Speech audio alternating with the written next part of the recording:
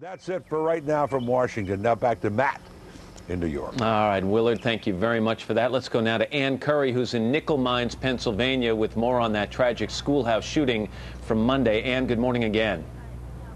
Matt, good morning again to you. Now for more insight on the gunman and how the victims are coping, we're joined by Brent Lovelace, a reporter for the Lancaster Intelligencer, and as well by Brad Aldrich and Jonas Byler, who counseled the victims as well as their families. Good morning, gentlemen, to all of you. Morning. First of all, Jonas, Brent, I want to ask you, Marie Roberts, the wife of the gunman, issued a statement Monday in which she said, "The man that did this today was not the Charles I've been married to for almost 10 years. My husband was loving, supportive, thoughtful, all the things you would want and more. He was an exceptional father. He took the kids to soccer practice and games, played ball in the backyard, and took our 7-year-old shopping. He never said no when I asked him to change a diaper." What more have you uncovered about this man? That's very consistent with what his mother and his grandparents told me when I visited them yesterday afternoon, just hours after the shooting. They were just then receiving the news a short time before then.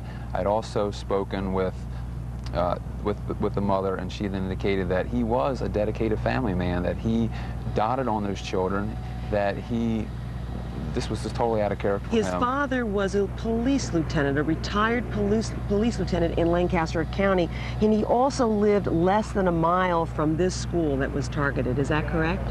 Correct. Charles Roberts did live less than a mile. He was very familiar with this area. He grew up in this area. And another thing you need to remember, Ann, is that this area is very much integrated with Amish and English. It's not segregated. Everyone lives side by side. In fact, there were Amish people at the house when you were there yesterday. That's correct. That's correct. The Amish and the English here mingle very much. There's no lines, no divisions. Brad, you were actually on the scene soon after the shootings, and you came upon the boys who had been let go from the school by the gunman. Yeah. And they confirmed to you that they were sent out and that they had been asked to help carry the lumber in that it was used to block the doors? They were, and they were all in a pretty state of shock and weren't talking a whole lot, but...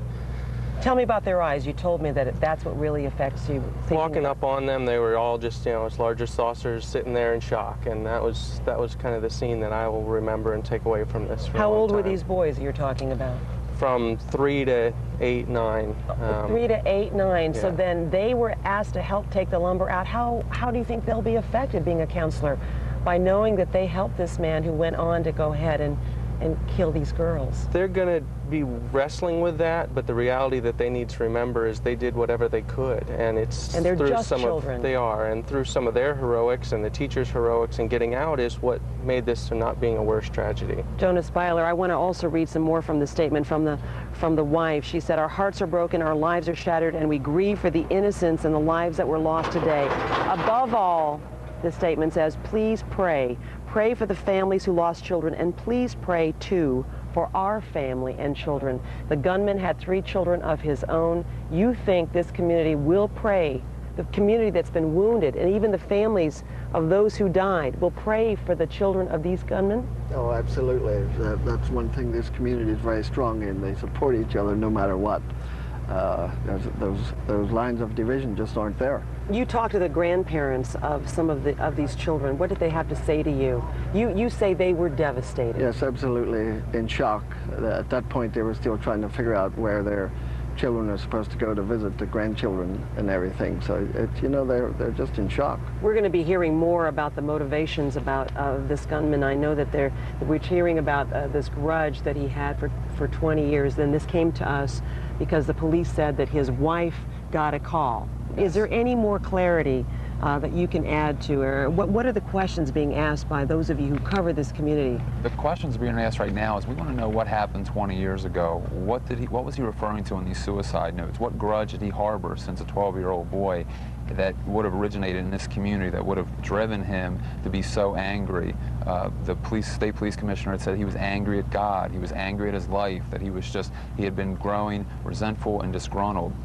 While he was keeping that inside and still maintaining his job as a milk delivery man, he was still taking the kids to school. Matter of fact, he took his children to school just shortly before going to the school and carrying out the shooting. And the thing is that he was a milk truck driver. What hasn't, I think, been said enough is perhaps that he worked with the Amish. In other words, he was delivering milk for the Amish farmers who had cows that they were milking. Is that right? And this milk truck company has been around for a long time. He would drive a large tanker. He would drive to the farms, pick up the milk, and then take it to the dairies for processing and bottling. So he worked with the Amish very closely every day. A lot of questions to still be answered, but thank you for your insight today, Brett and Brad and Jonas. Thank you. And best wishes to the community in their grieving. And we'll have much more here on Today, but first these messages.